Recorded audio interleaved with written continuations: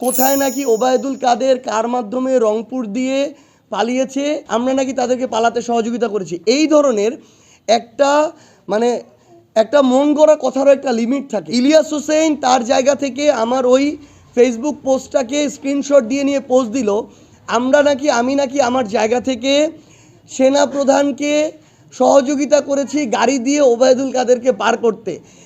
বাংলাদেশের বা একটা রাষ্ট্রের সেনাপ্রধানের এত আকাল অবস্থা এসেছে যে তাকে আমার গাড়ি দিয়ে সহযোগিতা করতে হয় তার একটা কাজের জন্য।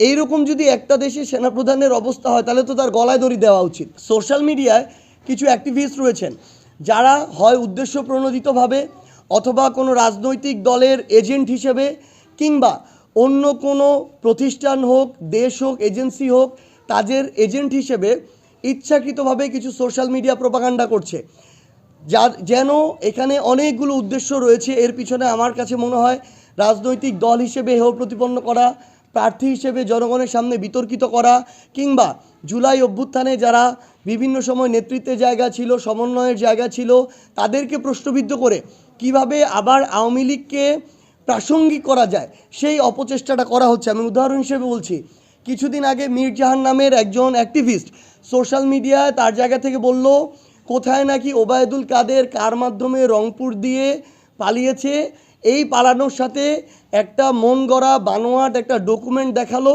যেই ডকুমেন্টে লেখা আছে খুবই অতি গোপনীয়, এবং এটা দেখালো যে আমার নাকি এটার সাথে সম্পৃক্ততা আছে।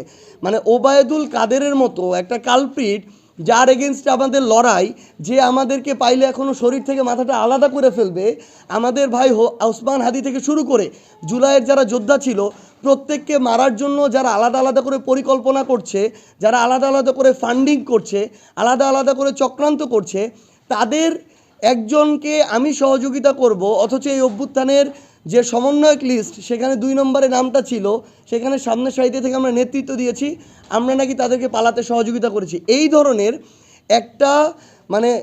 একটা মন গড়া কথারও একটা লিমিট থাকে, যেটার বিন্দুমাত্র কোনো বিশ্বাসযোগ্যতা নাই। এই ধরনের প্রোপাগান্ডা ছড়ানো হলো।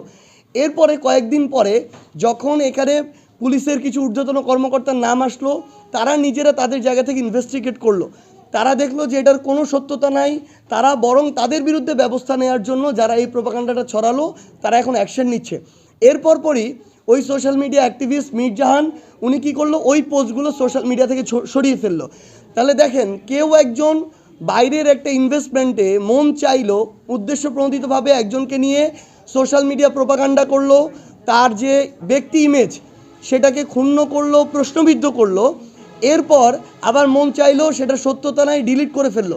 কিন্তু এই যে একজন মানুষের সম্মানহানি করা হলো এবং জনগণের কাছে একটা ভুল বার্তা গেল, এটার কোনো রিকভারি আর নাই।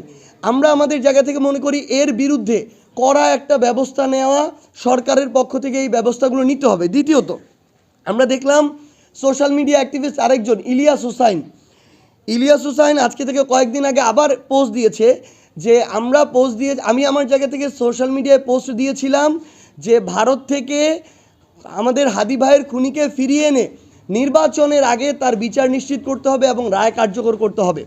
ইলিয়াস হোসেন তার জায়গা থেকে আমার ওই ফেসবুক পোস্টটাকে স্ক্রিনশট দিয়ে নিয়ে পোস্ট দিল, আমি নাকি আমার জায়গা থেকে সেনা প্রধানকে সহযোগিতা করেছি গাড়ি দিয়ে ওবায়দুল কাদেরকে পার করতে।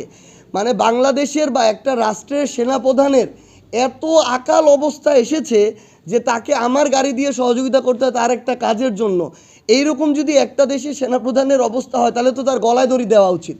এবং আমরা আমাদের জায়গা থেকে মনে করি এই ইলিয়াস হোসাইন সহ এইরকম সোশ্যাল মিডিয়া কিছু অ্যাক্টিভিস্ট আছে, তারা হয় উদ্দেশ্য প্রণোদিতভাবে অথবা কারো ফান্ডিংয়ে অথবা কারো এজেন্ট হিসাবে বাংলাদেশের মানুষের আবেগকে নিয়ে তারা খেলা করে, এবং তারা তাদের জায়গা থেকে কোনো প্রকার সত্যতা ছাড়া, তথ্যের যাচাই বাছাই ছাড়া তারা তাদের জায়গা থেকে বিভিন্ন মানুষকে হেয় প্রতিপন্ন করে।